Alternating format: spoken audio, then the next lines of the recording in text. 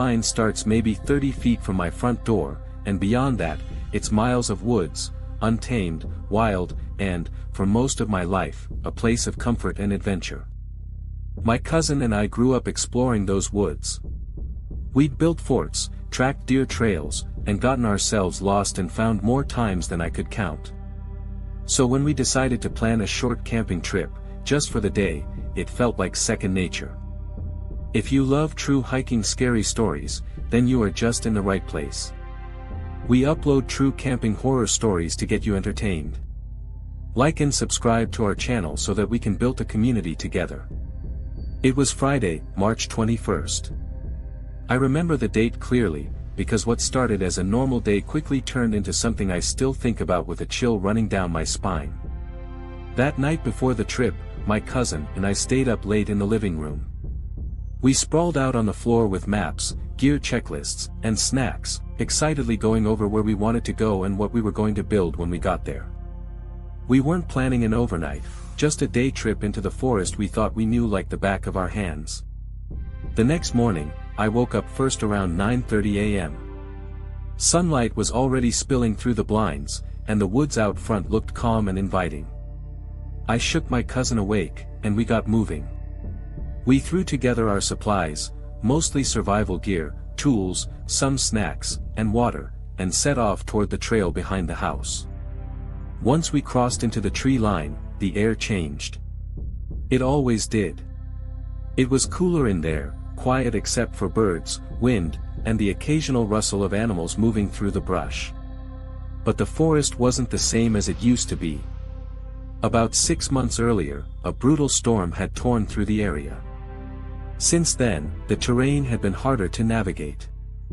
Fallen trees blocked old trails, and massive trenches had opened up across the ground, some 5 feet wide and just as deep. It made the hike slow and uneasy. You couldn't run through that forest even if you wanted to. Everything was an obstacle. Still, we pushed deeper in and eventually found a clearing that seemed perfect. A few tall trees surrounded it, with just enough open space to build. We got to work, splitting up the tasks. I handled the roof of the shelter while my cousin started on the walls and gathering support branches. We weren't pros or anything, but we'd watched enough survival shows and had done this sort of thing before. It was supposed to be fun. But after about an hour or so, we started hearing something. At first, it was distant, barely noticeable. A soft, rhythmic thudding, like something heavy striking wood. It sounded like someone chopping with an axe. We paused and looked at each other. Then came another sound, a splashing, as if something or someone was moving through water. There was a creek nearby, so we told ourselves it was just the water. Maybe an animal wading through. And the chopping?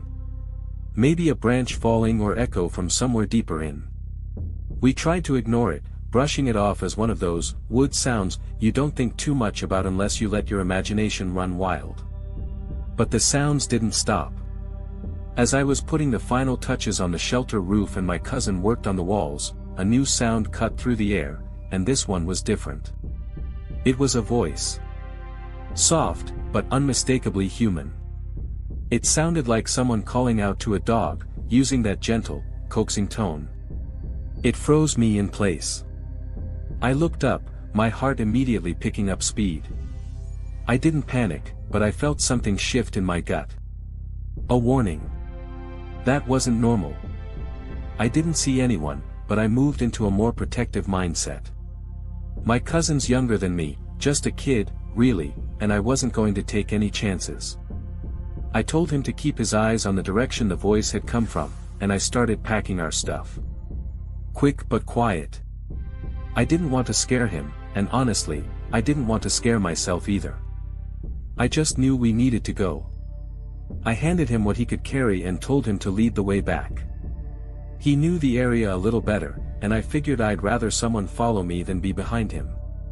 As we turned to leave, I gave one last look toward the part of the woods where the voice had come from. That's when I saw him. A man, completely still, maybe 20 feet away. Dressed head to toe in black. His face was covered with a white mask, the kind you might see in a cheap Halloween store. Not a ghostly, exaggerated one. Just blank. Plain. Expressionless. And somehow, that made it worse.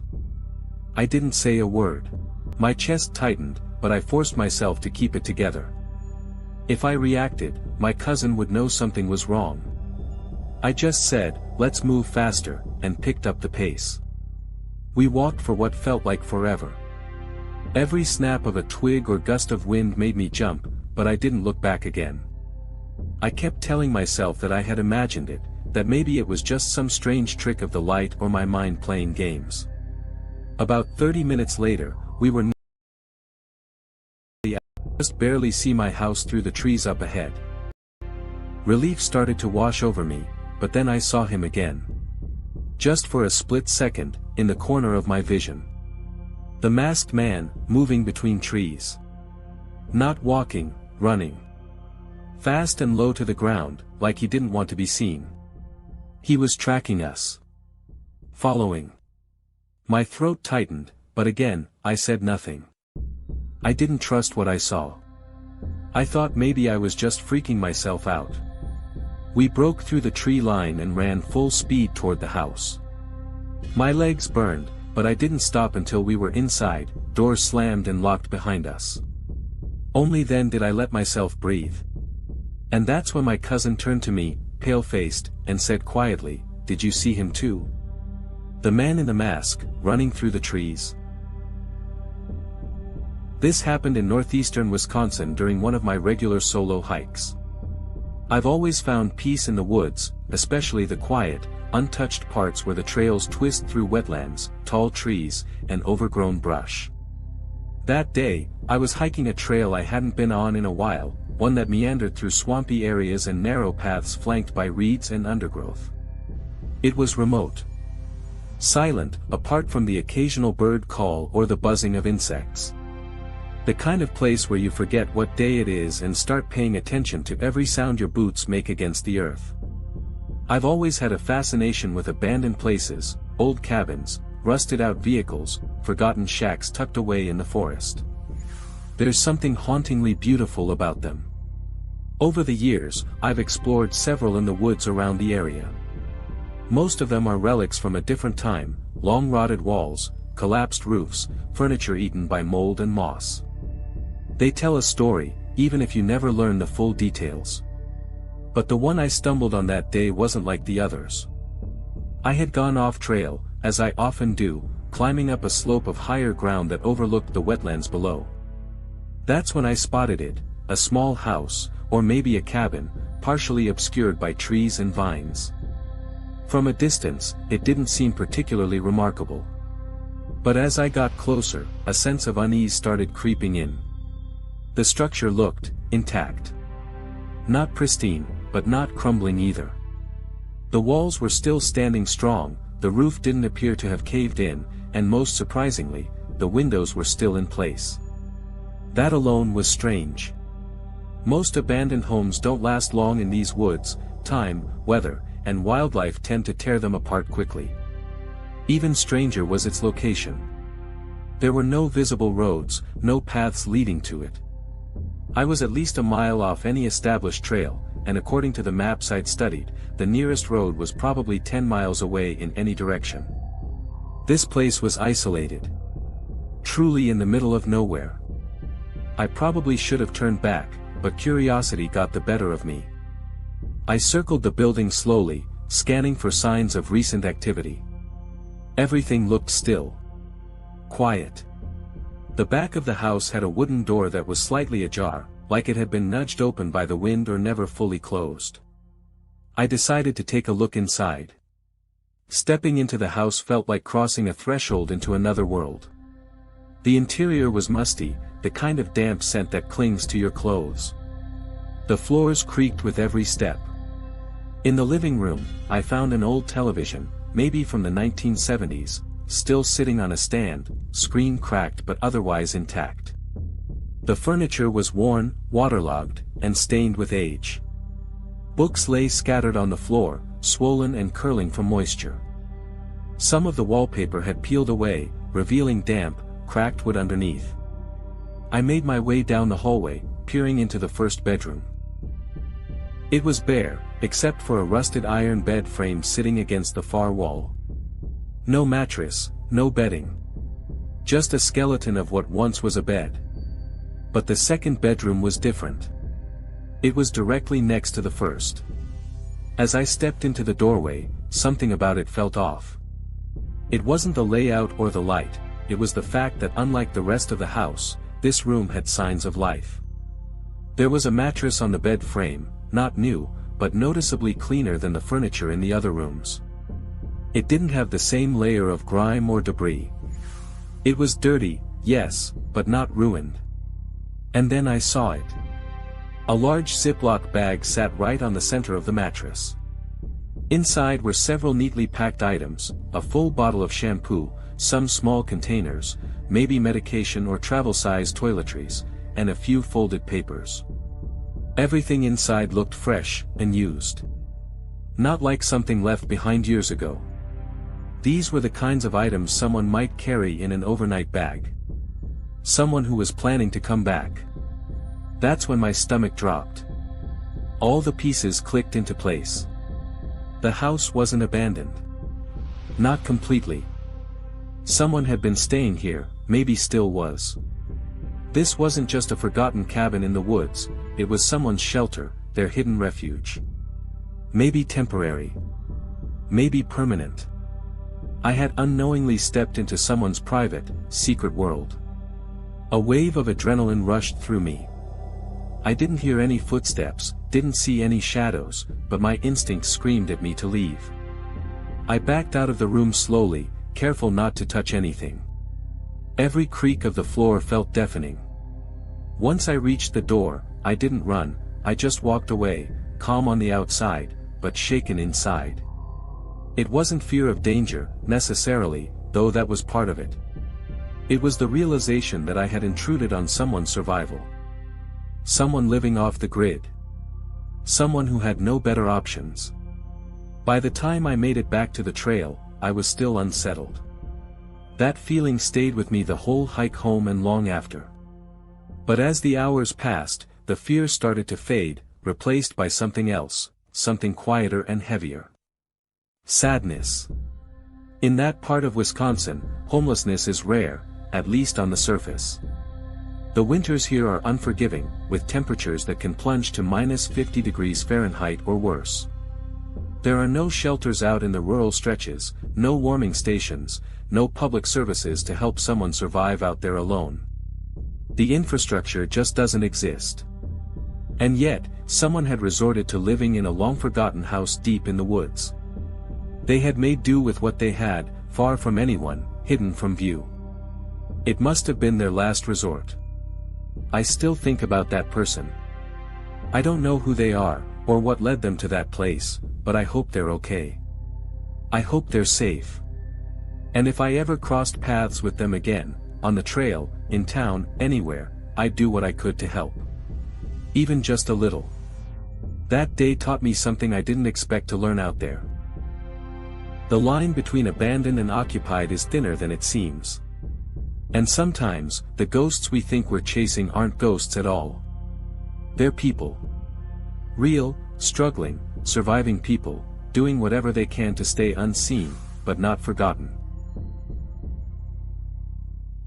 I'm a 28-year-old woman, and solo travel is something I've always loved. There's something empowering and peaceful about venturing out into nature by myself, just me and the wilderness. This past summer, I decided to head to Moab, Utah, with one main goal, to stargaze in one of the darkest skies in the U.S. Moab and the surrounding parks are known for their incredible night skies, so I figured it was the perfect place to disconnect and have a bit of a spiritual reset. Because I wanted as little light pollution as possible, I avoided the main campgrounds and hotels in town. Instead, I did some digging and found this ranch online that offered primitive camping right on the edge of Canyonlands National Park. It was run by a guy who had set up a kind of low-key side business, letting people camp on his land. What drew me in was that his property line directly bordered the Needles district of the park. Remote, dark, and right on the edge of total wilderness. Perfect. To get there, I had to drive several miles down a rough, unpaved service road. No lights, no other people, just open desert and jagged rock formations. When I arrived, I picked a spot at the furthest edge of the property, near the boundary where the park begins. On my right was nothing but the Needles, rugged terrain that stretches for miles with no development. It was exactly what I was looking for. That evening, I set up my heavy canvas tent, rolled out my cot, and spent hours lying under the stars. No sounds, no cars, no light, just the Milky Way stretching overhead like a glowing river. It was beautiful. I remember thinking how lucky I was to experience something so raw and unfiltered. Eventually, sometime after midnight, I decided to head to bed. Just as I was settling into my sleeping bag, I heard the sound of footsteps, crunching gravel just outside my tent, off to the left. The ground was dry and rocky, so anything moving nearby would. My immediate thought was that it was just an animal, maybe a deer or a coyote, passing through. The sound didn't last long, and I wasn't particularly alarmed. Wildlife is expected out here, after all. I ended up falling asleep for a couple of hours. But at around 3:45 a.m., something woke me up again. At first, I thought it was the wind picking up. The night had been still until then, so any noise was noticeable. I stayed quiet, listening. That's when I heard the sound again, slow, deliberate shuffling. This time it was on the right side of the tent, closer to the national park side. 4 or 5 distinct steps. And then silence. I was lying there, trying to reason it out, when something truly strange happened. A sudden flash of light lit up the side of my tent. It wasn't a soft glow. It wasn't moonlight. It was sharp, quick, and very specific, like a camera flash. I froze. My first thought was that maybe the ranch owner had installed some kind of motion sensor or surveillance system up on the rocks. Something that triggered lights when movement was detected. It didn't make a ton of sense, but I was reaching for any rational explanation. The thought of someone being out there in the dark with a camera was disturbing. I tried to sleep again, but the moment my eyes started to close, it happened again. Another flash, closer this time. Brighter. From a different angle. I could see the core of the flash through the canvas, that concentrated circle of light in the center, with the plume expanding outward. Just like a camera flash. It even had that slight double flicker, like a shutter opening and closing rapidly. For the next 2.5 hours, I lay completely still in my sleeping bag as these flashes continued around my tent. One would go off near the back, then another from the left, then from the far right. Sometimes they were faint and distant. Other times they were terrifyingly close, close enough that I could see the shape of the flash through the tent fabric. It was like someone was slowly circling me, snapping photos, methodically moving around in the dark. But the strangest part? I never heard any more footsteps. Not one. The ground was too noisy for someone to walk quietly, especially if they were circling a tent in the dark. Yet all I heard was silence between the flashes. It made no sense. The moment that truly broke me, the one that made my stomach drop and my heart race, was when a final flash went off directly in front of my tent door. It was so close that it lit up the entire interior in a split second. It looked like someone had leaned in, placed a camera right up to the zipper, and clicked. And that's when the fear really sank in. My tent wasn't see-through. It's made of thick canvas, great for blocking wind and light. So if someone was out there, taking pictures, they wouldn't have been able to see me. Which made it worse. Why would anyone be taking photos of a dark tent if they couldn't see inside? What exactly were they hoping to capture? I kept trying to make sense of it. Maybe it was lunar photographers, people who specialize in night photography. But that didn't check out. One of the first rules of lunar or astrophotography is that you never use artificial light, especially flashes. It ruins everything. Then I considered lightning, but again, the flashes were all at eye level and coming from multiple angles. And lightning, especially heat lightning, would have come from above and wouldn't have had that focused burst of light in a tight circle. As soon as the sky began to lighten, I packed up as quickly as I could. I didn't even bother making coffee or checking the site. I just threw my gear into the car and left. I didn't see anyone on the drive out. No vehicles. No ranch owner. Just that long, bumpy road back to civilization. I still don't know what happened that night. I've gone over every possibility, and nothing makes sense. It could have been some creepy loner, or maybe even someone who didn't know I was camping out there and just stumbled upon my tent. But the precision of the flashes and the total silence between them? That part haunts me. I've solo camped for years, and I've never experienced anything even remotely like that. Since then, I've made a new rule for myself: no more solo tent camping. From now on, I'll be sticking to car camping or more populated areas. I still love the peace of the outdoors, but that night changed something in me. There's something deeply unsettling about being alone in total darkness when you feel like someone, or something, is watching. I'm 18 years old, and I live in Northern California. Last year, in the summer of 2023, I decided to push myself a little and take on something I'd never done before: a solo overnight camping trip. I'd been hiking and camping with my dad for years, so I was no stranger to the outdoors, but this was different. This would be my first time doing it completely alone. Just me, the trees, and miles of forest. I chose a remote mountain trail that I'd hiked several times with my father over the years. It's a rugged path, mostly forgotten and rarely shown on maps. That's one of the reasons I liked it so much. It felt like my own secret route through the wild. Every time I'd been on it before, I never encountered a single other person. It was as isolated as you could hope for in modern-day California. My plan was simple: hike the trail all day, break off into the woods at a specific point I had already picked out in advance, and set up camp. Then in the morning, I'd finish the rest of the hike and meet my family at the dirt road where the trail ends. They'd pick me up and take me home. Straightforward, right? There was one small issue: camping overnight in this particular area isn't exactly allowed. The Park Service prohibits it due to conservation rules, but I wasn't too worried.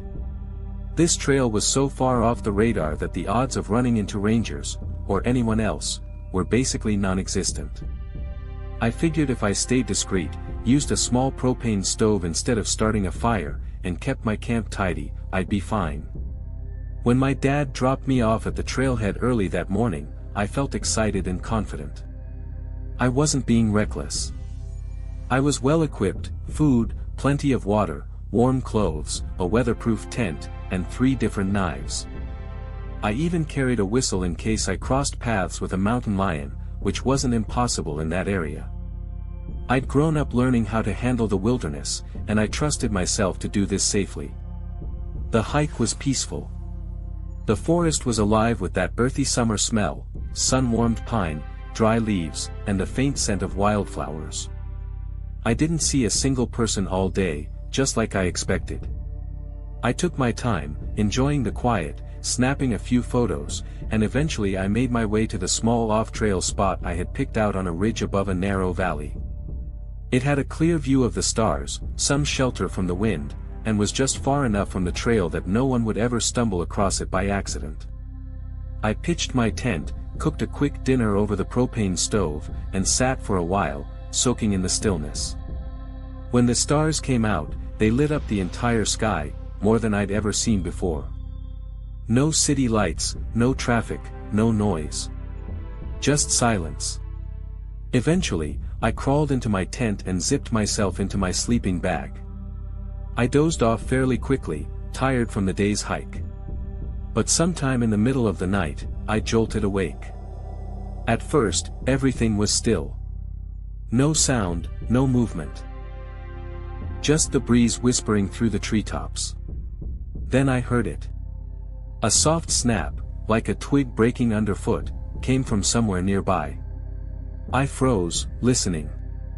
My mind tried to rationalize it: maybe a deer, or some other animal.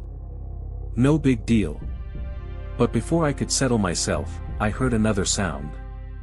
2 slow, deliberate steps through the underbrush. Not the scurrying of a raccoon or the cautious step of a deer, this was someone walking. A person. My heart started pounding. I was camping illegally, off the trail, in a place where I had never seen another human being. Who would be out here in the middle of the night, this deep in the forest?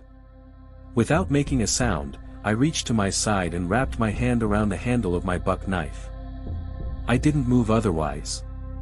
The footsteps were getting closer, but not directly toward my tent.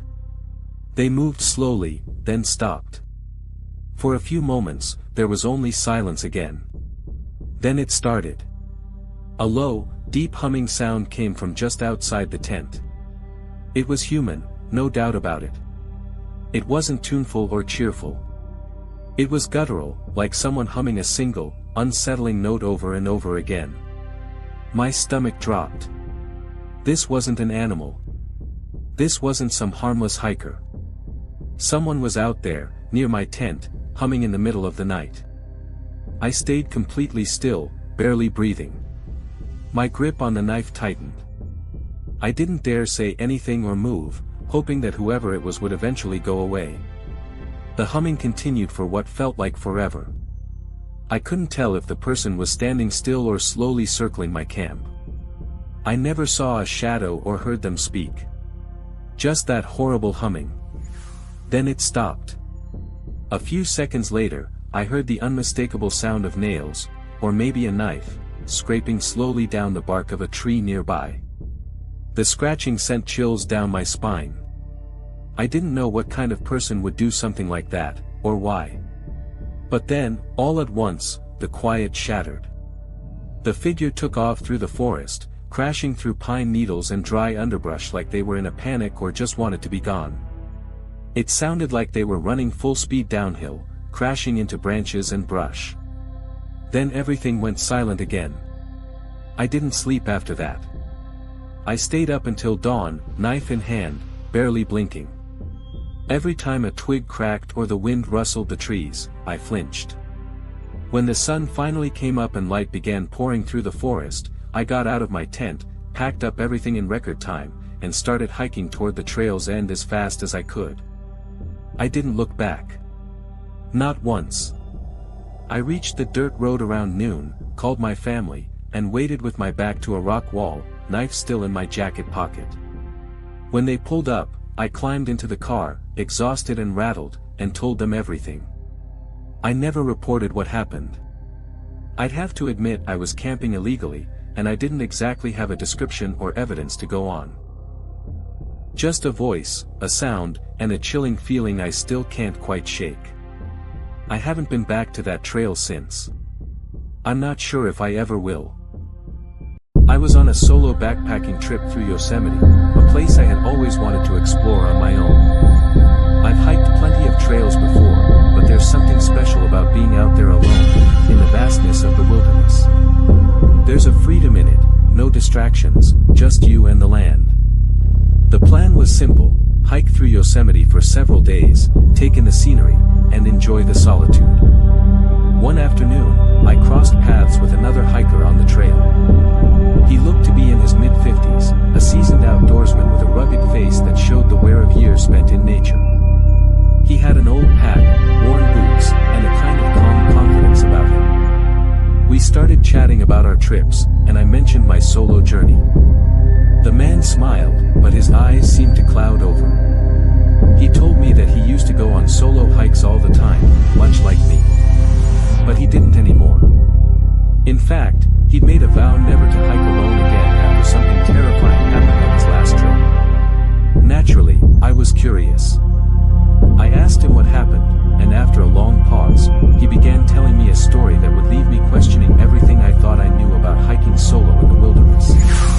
He told me he had been 2 days into a 6-day hike deep in Yosemite's remote wilderness. The kind of place where you're far from the trailheads, miles away from other hikers. The area was wild, desolate, and completely isolated. He described the eerie beauty of the place, the towering trees, the quiet hum of nature, and the way the sun filtered through the thick canopy above. But it wasn't the scenery that had shaken him to his core. It was what he found. One evening, as he was hiking through a narrow, little-used trail, he came upon something that no one would ever expect to see, a dead body. A man, dressed in a suit, lying face up in the underbrush. The hiker said that the body was fresh, the kind of fresh that made it clear this wasn't some old, decaying corpse. The man had been shot in the head. The bullet wound was clean, and the body was still warm, but there were no signs of a struggle. No blood trail leading away from the body. No footprints. The hiker hadn't heard a gunshot. There was no sound at all. He stood there in stunned silence, trying to make sense of it. Who was this man? How did he end up there, dressed in a suit, miles away from civilization? And why hadn't he heard anything? The silence of the wilderness was suffocating. The hiker said he felt an overwhelming sense of dread wash over him. Something didn't feel right. It was as if the wilderness itself had shifted, becoming something darker, more menacing. He couldn't shake the feeling that he was being watched. He didn't know what to do. In that moment, all he could think about was getting out of there. He turned around and started running, desperately trying to retrace his steps. The thought of being anywhere near that body filled him with a primal fear. For 2 days and 2 nights, he hiked as fast as he could, hardly stopping to rest. Every time night fell, he couldn't shake the feeling that something was following him, stalking him through the dark. Every crack of a twig, every whisper of whine through the trees, made his heart race. He couldn't sleep. The fear of what he had found, and the growing sense that something was out there with him, kept him on edge.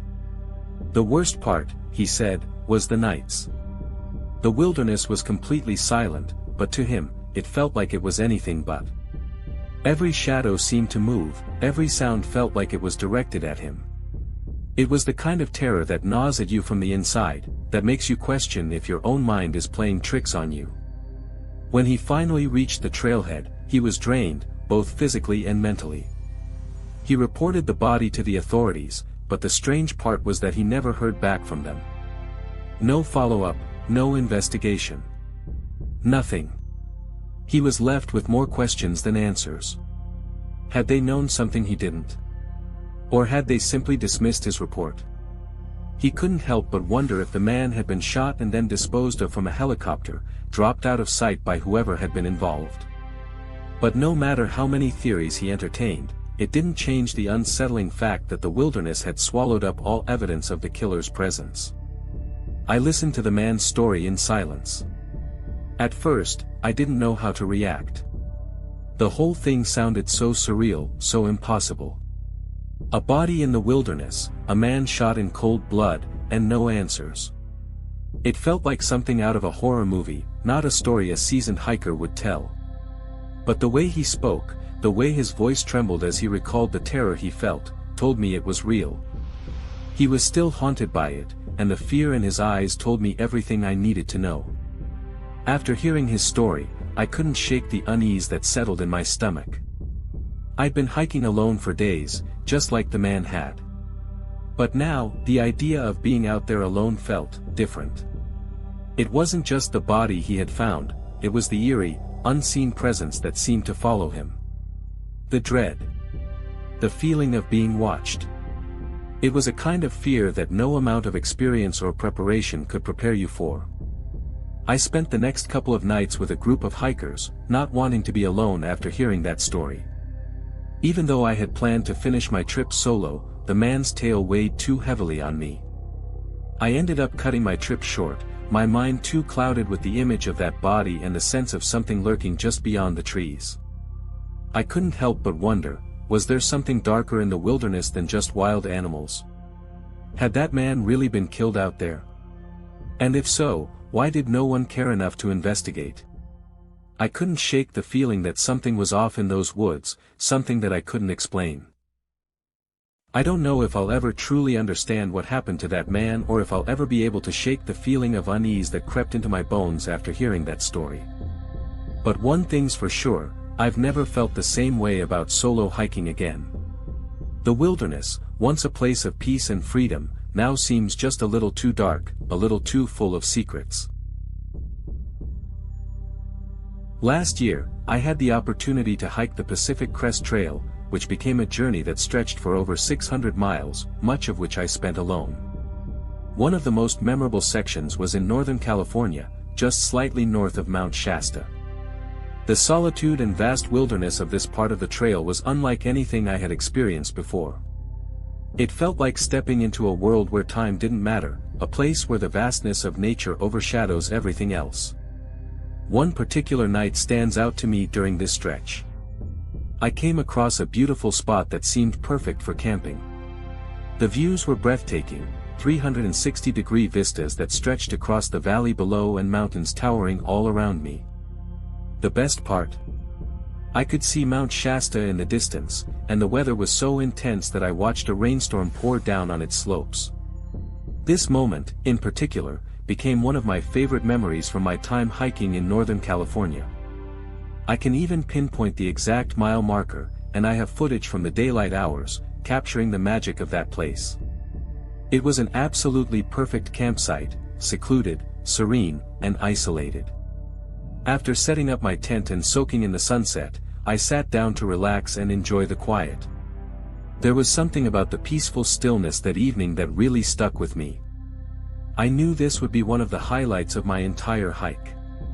As the sun dipped below the horizon and the stars began to appear, I laid down inside my tent and tried to drift off to sleep. The view outside my vestibule was clear, and I could see the valley below as the darkness settled in. Just as I was about to close my eyes, I noticed something unusual. A white light appeared in the valley, maybe about a quarter to half a mile away. It wasn't anywhere near my tent, and I knew for sure I wasn't near any towns. This part of Northern California is incredibly remote, with little human presence in the area. At first, I thought it might be a light from a remote cabin or something similar, as I'd seen a few scattered cabins in the Sierra Mountains further south. But there were no access roads or trails nearby, just dense woods and mountains all around. The light didn't make sense. I stared at it for a while, trying to figure out what it was. Maybe it was some kind of light from a distant camp or a strange reflection. But it was odd for there to be any kind of light source in such a remote area. I dismissed it for the time being, telling myself it was probably just some natural phenomenon. I was too tired from hiking all day to be overly concerned, and soon I fell asleep. A little while later, I woke up again. This time, when I looked outside, I saw another light, an orange one. It was slowly circling around the stationary white light. As it moved, the orange light seemed to change shape, almost like it was morphing. I watched for a long time, mesmerized by its smooth, deliberate motion. There was something calming about it, but also deeply unsettling. It wasn't erratic, like a fire or some other light source you might expect in the woods. Instead, it had a steady, almost hypnotic quality, as if it was intentionally circling the white light. It wasn't like anything I had seen before. The longer I watched it, the more I tried to make sense of it. I considered possible explanations. Maybe it was a light from someone hiking or camping, or maybe it was a weather phenomenon. But this part of the trail was so remote, I couldn't imagine what would be out there. Still, I convinced myself to go back to sleep, though I kept an eye on the lights for as long as I could before dozing off. The rain started around midnight, the sound of it softly tapping on my tent, and when I glanced outside, I saw the lights were still there. The white one remained stationary, and the orange light continued to morph around it. By this point, I was feeling more intrigued than scared, but I couldn't shake the weirdness of the situation. Around 4 a.m., I woke up again to relieve myself, and I saw the light still there, moving in the same calm, deliberate way. I tried to get a video of it, but the distance and the darkness made it impossible to capture anything worthwhile. The video just turned out blurry, as most attempts at capturing something like that in the dark tend to. By sunrise, when the first light of day began to creep in, I checked again, but the lights were gone. It was strange. They hadn't been visible during sunset or sunrise, only in the dark of night. If they had been some sort of fire or distant campfire, should have been able to see them at those times too. But they had vanished without a trace, leaving me puzzled. To this day, I still don't know what I saw. I've tried to come up with rational explanations, but none of them quite make sense. Could it have been some kind of atmospheric light? Maybe a distant flash of lightning? Or something else entirely? I still can't be sure. The whole thing left me with more questions than answers, and it's a memory that has stayed with me long after I finished my hike. A couple of days later, I encountered something else on the trail that left me equally unsettled. I was near the Shasta Trinity Forest area, just a couple of days after the strange lights. I was hiking alone again, and I noticed some thick brush to the right of the trail, about 5 or 6 feet tall. As I walked, I noticed that the brush about 100 feet away was being flattened by something. The movement was quick, and whatever it was heading toward the trail, as if it were going to come right up to me. I couldn't see what it was, but I could tell it was powerful. It reminded me of the scene in Jurassic Park when the grass is flattened by something unseen in the distance. At first, I thought it might be a bear, but I didn't want to surprise it by continuing down the trail. I yelled, "Stop," and instantly, the movement ceased. The stillness that followed was eerie, and for a few moments, there was nothing but silence. I waited, my heart racing, unsure of what was happening. After a while, I started speaking out loud, almost as if to reassure myself. "I'm just going to walk by, don't mind me," I said to whatever was out there. I kept walking, looking back occasionally, but there was no further movement after that. I still think it was probably a bear. Black bears are generally shy and often avoid human contact. But the silence and the way everything stopped so abruptly made it feel more intense than usual. It's a memory that still makes me feel uneasy when I think back on it. After talking to other hikers along the trail, I realized I wasn't the only one who had felt a certain unease while hiking through Northern California. The region is quiet in a way that feels almost unnatural, there's not much wind, and not many streams or running water like you find in other parts of the trail. The stillness can be unsettling, especially when you're out there alone, surrounded by nothing but trees and silence. While I hiked through Southern California's desert, the Sierra Mountains, Oregon, and Washington, it was Northern California that made me feel the most unnerved. Even though I hiked some of those sections alone, there was something about Northern California's silence, the vastness of the land, and the solitude that made me feel like I was being watched by something that couldn't be explained. I decided to spend a week in a remote cabin located deep in the mountains of Ranger, Georgia. The cabin was situated about 30 minutes away from the nearest town, nestled high up in the rugged terrain of the This neighborhood was incredibly secluded, with cabins spaced far apart, ensuring privacy and tranquility. It was the perfect escape from the hustle and bustle of daily life, a place where I could enjoy the beauty and peace of nature in solitude. The cabin I stayed in was built with large windows and a front deck that was completely exposed to the surrounding forest. It was surrounded by towering trees, and the only sounds you could hear at night were the whispers of the wind rustling through the leaves and the calls of nocturnal animals. I knew that being so isolated meant I might encounter wild animals, but I wasn't worried. The cabin felt safe, and my boyfriend and I enjoyed the peacefulness it offered. We spent our evenings outside on the front deck, watching the fireflies flicker in the night air and listening to the soothing chorus of crickets. For the first few nights, everything was idyllic. We sat outside late into the evening, enjoying each other's company, the calm of the woods, and the gentle warmth of a summer evening. There was nothing to disrupt the serenity of the place. Even though the forest was thick with trees and the sounds of wildlife, it felt like a sanctuary, a place to be at peace with the world. But on the 5th night, everything changed. The air was thicker, and the atmosphere felt different somehow, heavy and still. The usual chorus of crickets had stopped, and even the rustling of the leaves in the trees seemed muted. It was darker than usual, the moon hidden behind a thick layer of clouds, and the absence of light made the forest seem more foreboding. By midnight, I could feel the air shift, and a wave of unease washed over me. It was as if something was lurking in the shadows, something unseen, but very much present. A creeping sense of dread took root in my chest, and for the first time since we had arrived, I didn't feel safe. I sat still in my chair, trying to rationalize the feeling. Maybe it was just my imagination, I thought. I had been out in the woods for several days, and maybe the isolation was getting to me. But as I tried to calm myself, my boyfriend spoke up. He too had felt the shift in the air. "I don't feel right," he said quietly, his voice laced with concern. The moment he said it, I realized it wasn't just me. Something wasn't right. Before we could process what was happening, we both heard it, a piercing, blood-curdling scream that echoed through the forest. It sent a chill down my spine. The scream was high-pitched, filled with distress, and it echoed into the night. We both froze, not knowing what to expect. My boyfriend grabbed the flashlight and we shone it into the dark woods, trying to locate the source of the noise. The beam of light bounced off the trees, but there was nothing, no movement, no figure, just the blackness of the forest. The scream was not one I recognized, and it wasn't anything that sounded natural. Eventually, we saw it, a gray fox darting through the underbrush, its tail tucked between its legs and its ears flattened against its head.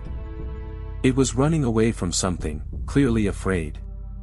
We both stood there, momentarily relieved that it wasn't a larger predator, but the fox's behavior struck me as odd. Normally, animals like foxes are more cautious but not terrified to the point of running for their lives. It was June, well outside the usual mating season for foxes, which made its behavior even more unsettling. In winter, foxes might make distress calls like that, but not in the summer. Something was wrong, and the fox's behavior only added to the tension in the air. As the night wore on, we both tried to calm ourselves, but the dread that had settled in my stomach didn't dissipate. We climbed out the window of the cabin and onto the roof, hoping to enjoy the cool night air and take in the vast expanse of stars above. But even up there, I couldn't shake the feeling of being watched. It was as if something unseen, was waiting just beyond the trees, its presence hovering in the shadows. It wasn't the kind of fear you get when you're faced with a wild animal. This felt different, something more primal, as if something deeply malevolent was lurking nearby. I've had my share of unsettling experiences in the wilderness, but this was different. It wasn't the typical fear of being alone in the woods or the nervousness that comes from encountering a wild animal. This was something darker, something that made the hairs on the back of my neck stand up and my heart race. The oppressive energy hanging in the air was thick and suffocating. It was almost like an invisible weight pressing down on me, and no matter how hard I tried to rationalize it, I couldn't escape the feeling that something was terribly wrong. After a while, we decided we couldn't stay out there any longer. The air felt stifling, and every noise seemed to echo with an unnatural resonance. We headed back inside, locking the door behind us and huddling together in the safety of the cabin. The rest of the night was spent in silence, the weight of the experience hanging over us like a cloud. The strange feeling of being watched never left, and it lingered in the back of my mind long after the night had passed.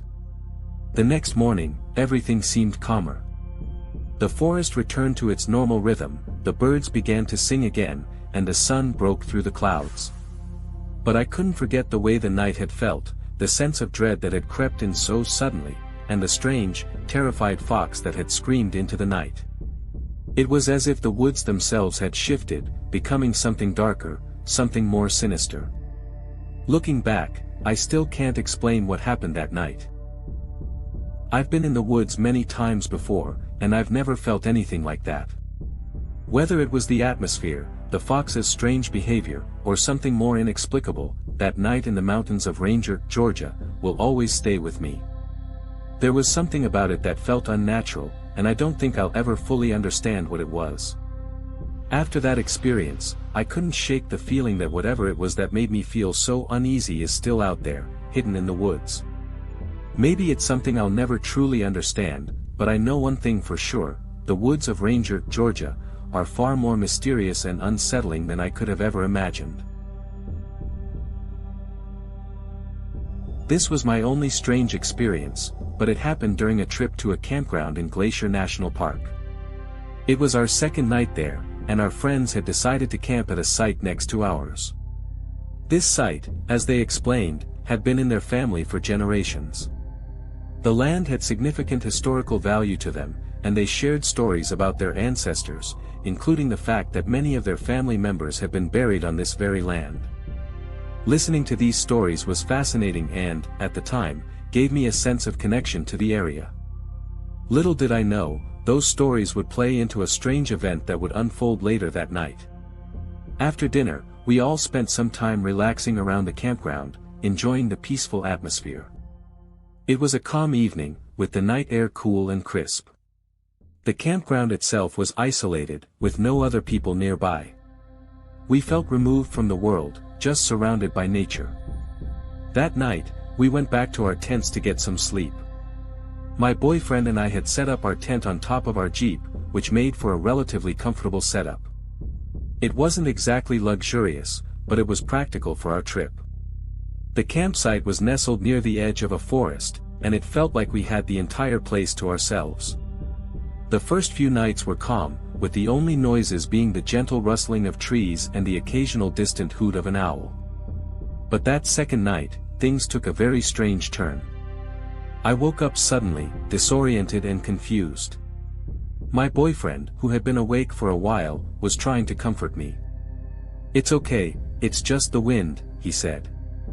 But as I came to, I realized the tent was shaking violently.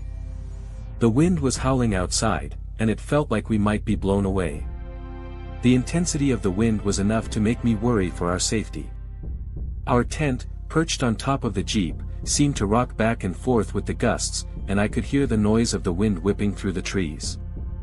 I had heard about Montana's unpredictable weather, but nothing could have prepared me for how forceful the storm was. I asked my boyfriend how long he had been awake, and he told me that he had been alert for a while, and that something had spooked him earlier. He went on to explain that about an hour before the windstorm began, he had heard footsteps outside the tent. But these weren't the footsteps of an adult, they sounded small, almost childlike. He'd thought at first that it was an animal, but the steps didn't sound quite like any animal he was familiar with. And the hosts had told us that their kids were all older, 17 or 18 years old, so we knew it wasn't one of them. At first, my boyfriend had dismissed the sound, but as the footsteps continued, he began to feel uneasy. He described how the footsteps seemed to run back and forth near the tent, and eventually, he felt something climb up the ladder to our Jeep. We had a special setup for our tent, one that attaches to the back of our truck, and you can always feel when someone or something is climbing the ladder. The sensation was unmistakable, and my boyfriend immediately called out sharply, "Hello." As soon as he spoke, whatever it was seemed to run off. I tried to reassure him, suggesting that it was probably just an animal, but deep down, I knew it wasn't. We were both rattled, and neither of us could get much sleep for the rest of the night. We just lay there in the darkness, listening to the howling wind and trying to make sense of what had happened. The sound of those footsteps, and the feeling that something had been right outside our tent, stayed with us. The next morning, we woke up early and went outside to check in with our friends. We hadn't spoken to them since dinner the night before, so we were curious about how their night had gone. When we asked them how they had slept, most of them responded that it had been a normal night, nothing unusual. But then, one of our friends mentioned, "Yeah, except, his girlfriend, kind of psyched herself out and probably had a nightmare." I was intrigued and asked what happened. His girlfriend explained, "I swear to God, I heard footsteps going back and forth outside the tent. They stopped for a while, and then the zipper started to move, and I shouted, 'Who's there?' She looked visibly shaken as she spoke, and it was clear that she had been spooked by what she had heard." At that moment, my boyfriend and I exchanged a look. We couldn't believe what we were hearing. The coincidence of both of us hearing the same thing, footsteps, was too much to ignore. We decided to tell them about our own experience from the night before. As we shared our stories, it became apparent that both of us had experienced the exact same thing, small, childlike footsteps running back and forth around our tents, followed by a sensation of something, or someone, climbing up the ladder. The tension in the air was palpable, and our friends seemed just as unnerved as we were. We didn't stay another night at the campground after that. We decided to pack up and leave, but looking back, I wish we had stayed longer. I would have liked to speak more with the hosts about the land, especially considering their Native American heritage. I've always been fascinated by the ways in which Native cultures view the dead, and I couldn't help but wonder if they had experienced anything like what we had. Perhaps they knew something about the land that we didn't. In my heart, I don't believe it was the hosts' children. If they were that old, I don't think they'd be interested in scaring off visitors. Plus, the distinct sound of small footsteps didn't fit the profile of a typical prank. There was something unsettling about it. No one, including the hosts, would let their child run around in the middle of the night, especially in such a remote location. Despite how eerie the experience was, I still find it fascinating. What really happened that night? What made those footsteps sound so real and distinct? Could it have been something supernatural, or was there a logical explanation that we simply couldn't understand? I still don't know for sure, but the memory of that night lingers.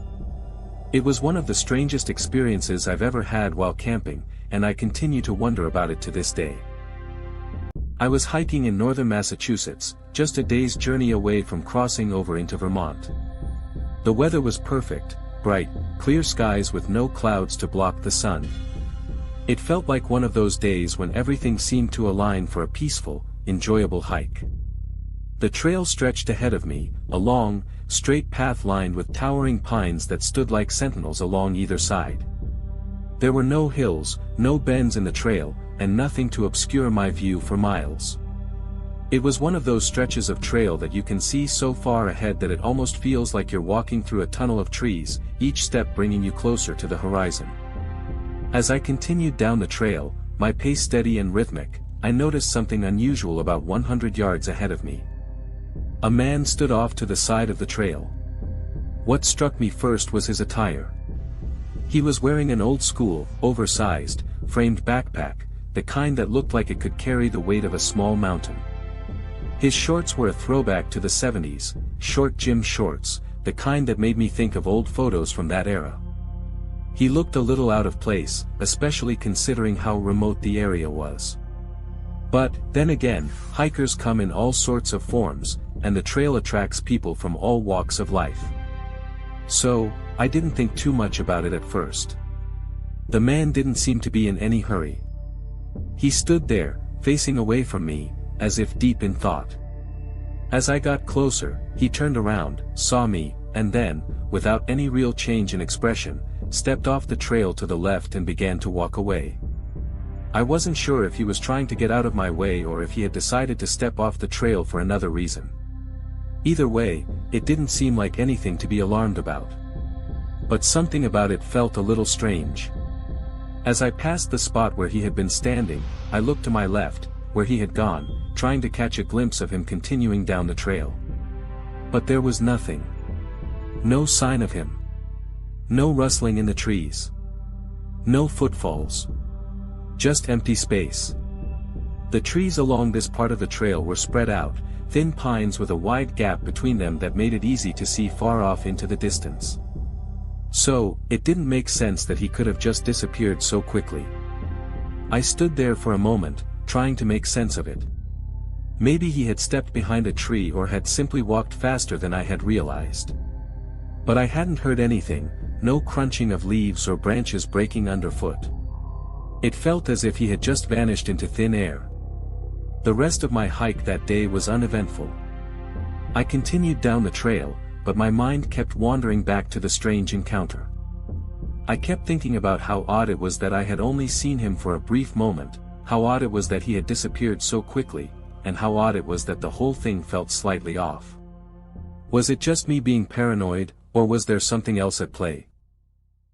As I hiked, I remembered hearing stories from other hikers about strange experiences in this part of the trail. One of the locals had even told me about a ghost that was rumored to haunt the area. The ghost was said to appear to hikers, especially those who ventured off the beaten path, and would sometimes make itself known in the most subtle of ways. I didn't know whether to take those stories seriously, but the encounter with the man, and how quickly he vanished, made me wonder if there was some truth to the rumors. Later on, during a hike near the ferry crossing into Maine, I had another bizarre encounter that only added to the feeling of unease. I was trekking along the trail when something strange happened. As I was walking, a large, black cat suddenly darted across the trail right in front of me. At first, I thought it was a shadow or my eyes playing tricks on me, but no, it was unmistakable. The cat was large, about the size of a dog, and it moved so quickly that I had to pause for a moment just to process what I had seen. I've seen plenty of wildlife on the trail before, but I had never seen anything like that. The cat was jet black, and its sleek, muscular body moved with an almost unnatural grace. It didn't make a sound as it moved, and it disappeared into the trees just as quickly as it had appeared. I stood there for a moment, not sure if I should follow it or if I had imagined the whole thing. When I got home, I looked up what I had seen, and to my surprise, there was an actual news report about sightings of large black cats in other parts of New England. Apparently, these sightings had been happening for years, and no one could explain where these creatures came from. Some speculated that they were escaped pets, others believed they were the descendants of once domesticated animals that had gone wild. But no one knew for sure what these mysterious, large black cats were or where they had come from. After seeing what I did, I was left with more questions than answers. These two encounters, the strange man in the woods and the black cat in Maine, lingered with me long after I had completed my hike. The man with the oversized pack and the 70s gym shorts, who had disappeared without a trace, still made me wonder what had really happened there. Was he just another hiker, or was there something more to the story? And the black cat, was it a normal animal, or was it something else entirely? I've heard plenty of strange stories from hikers over the years, but I never expected to have my own experiences that would make me question what I thought I knew about the wilderness. But I suppose that's part of the magic of being out there, the unknown, the mysteries that can't always be explained, and the eerie feeling that sometimes lingers long after you've left the trail behind. Maybe it's just the solitude of the woods, or maybe it's something more. Either way, I can't help but think about those encounters every time I head back out into the wild. A couple of friends and I were backpacking through Virginia, following a rugged stretch of trail near Buzzard Rock. It was getting late, and we'd pushed ourselves longer than we should have. The sun had dipped below the tree line, and the wind had begun to pick up, carrying with it the heavy promise of a storm. We were exhausted and still a good distance from the next established campsite, so when we came across a small gravel pull-off near a road crossing just south of Buzzard Rock, we decided to call it for the night. It wasn't ideal, right off a back road with barely enough space to pitch our tents, but given the weather and the darkness creeping in, we didn't feel like we had much of a choice. The wind was beginning to gust, and the temperature had dropped noticeably. With cold fingers and tired legs, we threw up our tents in a hurry, didn't even bother with a fire or a hot meal, and zipped ourselves in for the night. I remember lying there, the wind occasionally rattling the rainfly, my body aching from the day's hike. Despite the discomfort and the distant rumble of thunder, I started to drift off. Then, somewhere around 1 or 2 in the morning, I was snapped awake by the unmistakable sound of a diesel engine. It was loud, deep and throaty, and it was close. I froze. The truck had pulled into the gravel lot, maybe 10 or 15 feet from where we were camped. Through the thin nylon of my tent, I could see headlights slicing through the darkness. The truck just sat there, idling. The engine growled steadily, and none of us made a sound. I didn't even have to check, I knew my friends were awake too. You could feel the tension in the air. Time stretched. The truck didn't move. Just idled. I started to wonder if they had seen our tents. If they were waiting for something. I had no idea what kind of people were sitting out there in that truck, and every scenario my brain came up with made my stomach churn. Finally, after what felt like an eternity, I heard the distinct sound of the engine shifting into gear. I felt a wave of relief wash over me. They were leaving. Thank God. But they didn't just leave. Before pulling away, they decided to have a little fun. The truck suddenly lurched into a spin, tearing across the gravel lot in a tight circle. Rocks and debris sprayed everywhere. I could hear stones smacking the sides of our tents, some hitting hard enough to make the fabric snap. My heart was pounding.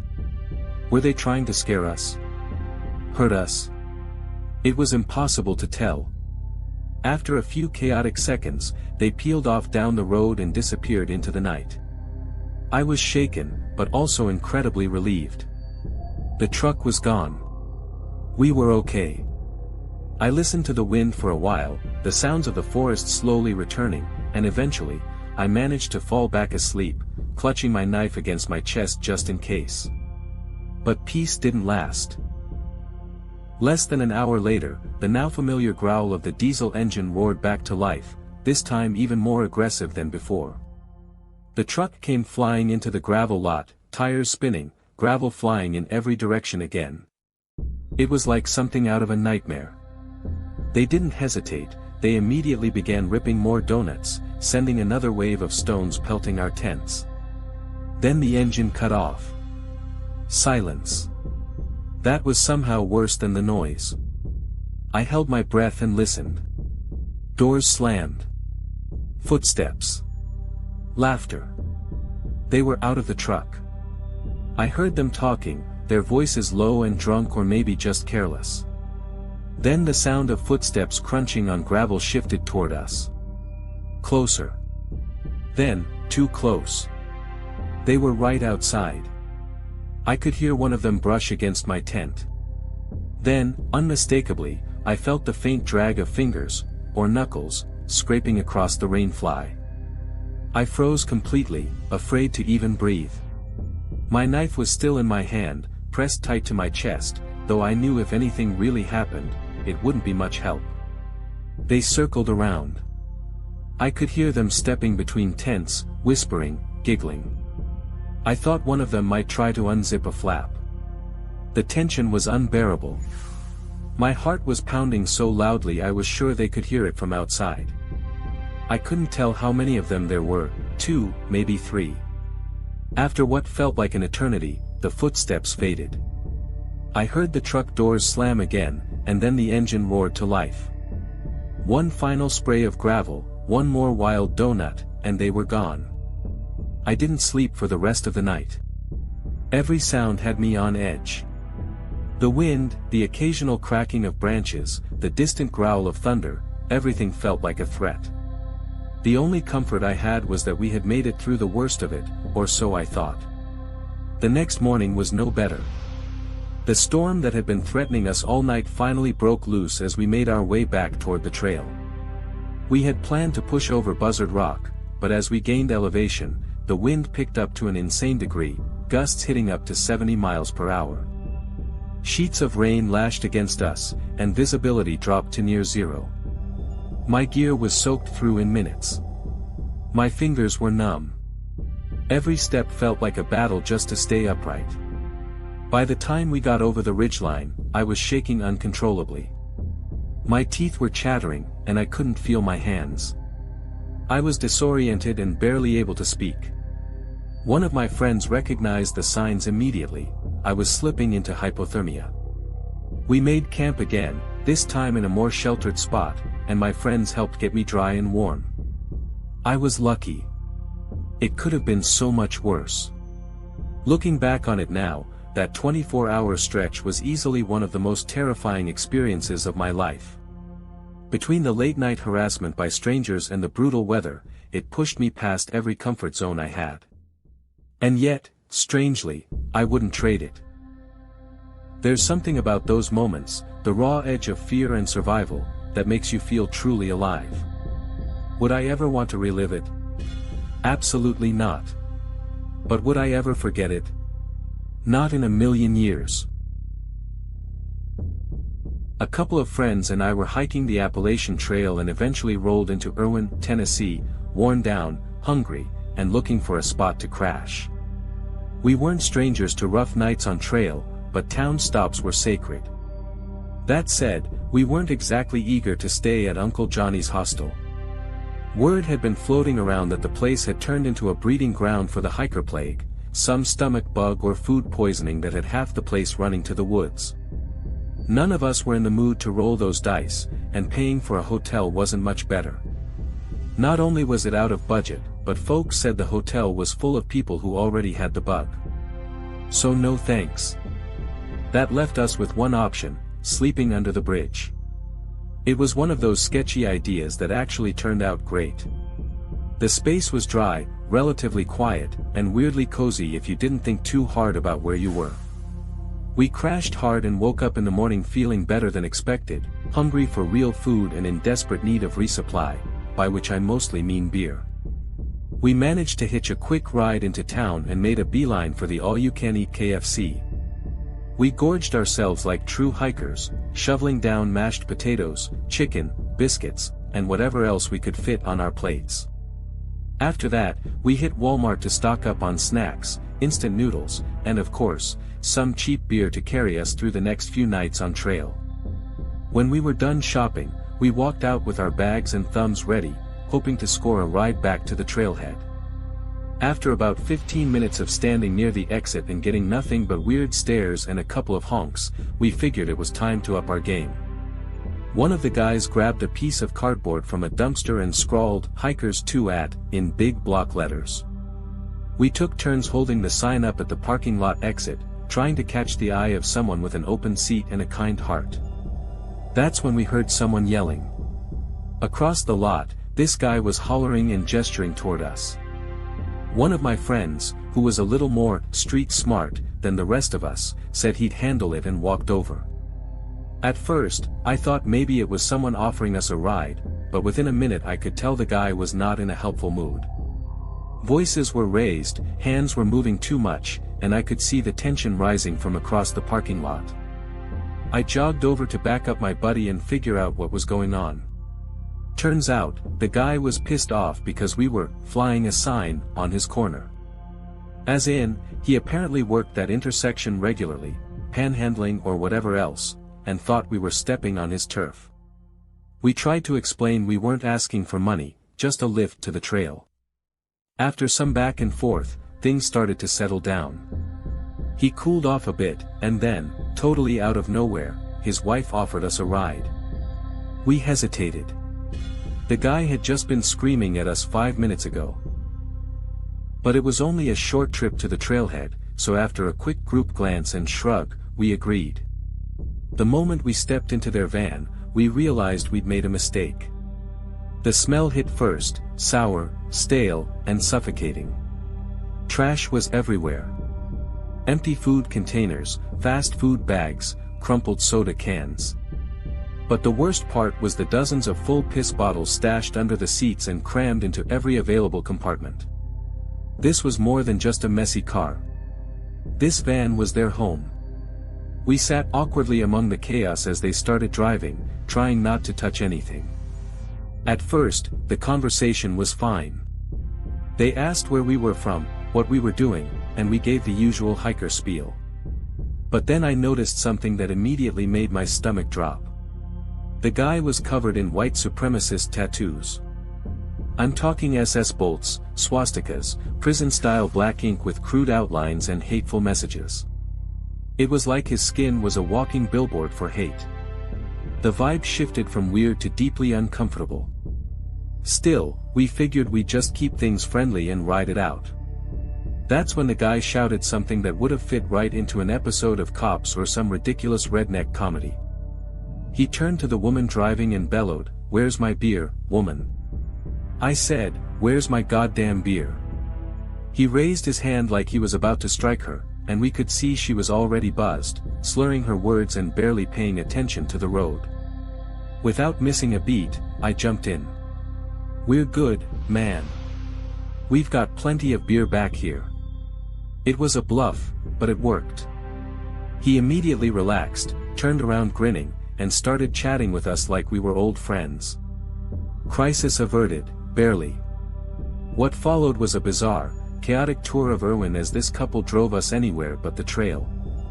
At one point, they did a full U-turn on a freeway on-ramp, nearly clipping a guardrail.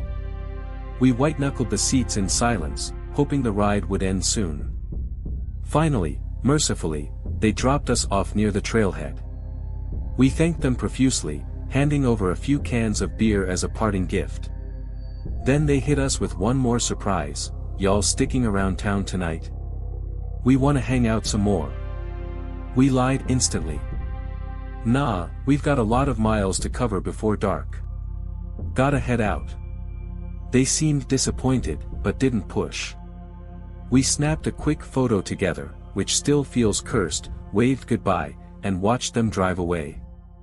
As soon as they were out of sight, we bolted up the trail and hid in the trees, waiting a good half hour just to be sure they weren't circling back. Only then did we breathe easy.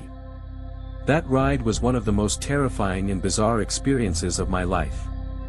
Between the threatening behavior, drunk driving, and the van that doubled as a biohazard zone, it had all the makings of a nightmare.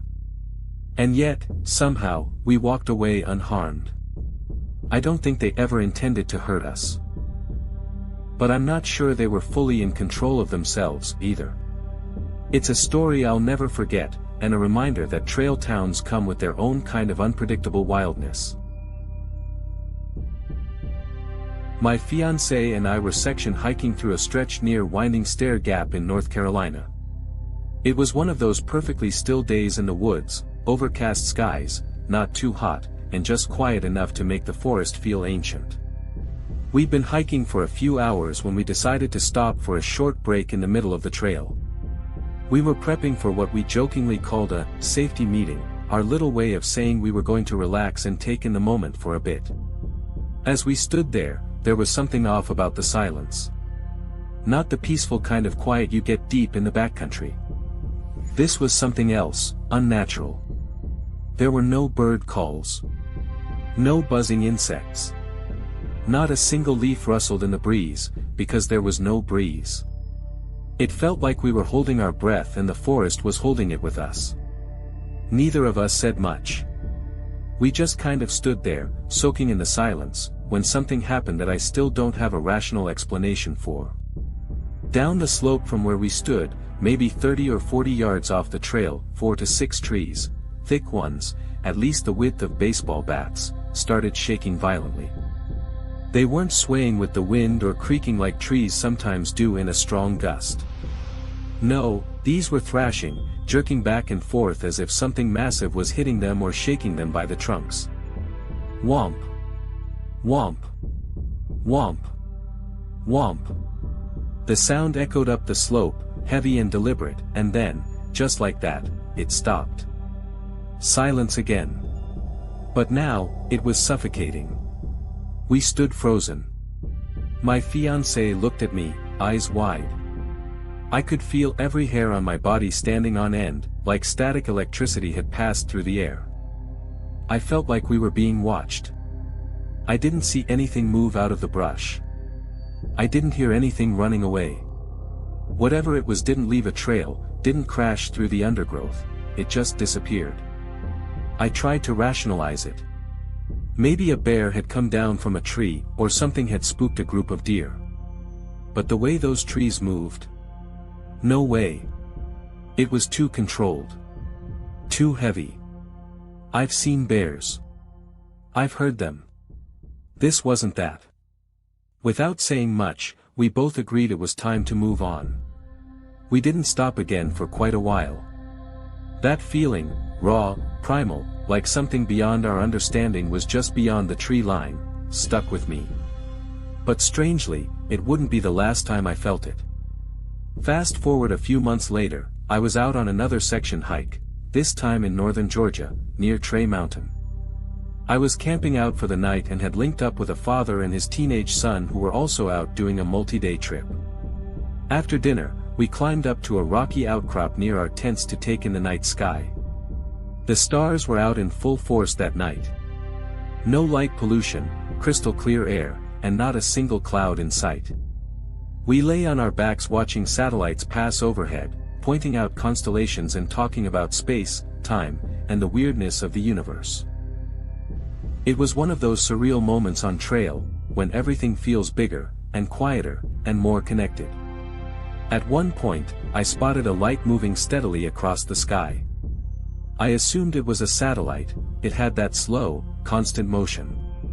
But as I watched, it suddenly stopped. Just froze mid-sky. Then it darted to the left. Not a curve.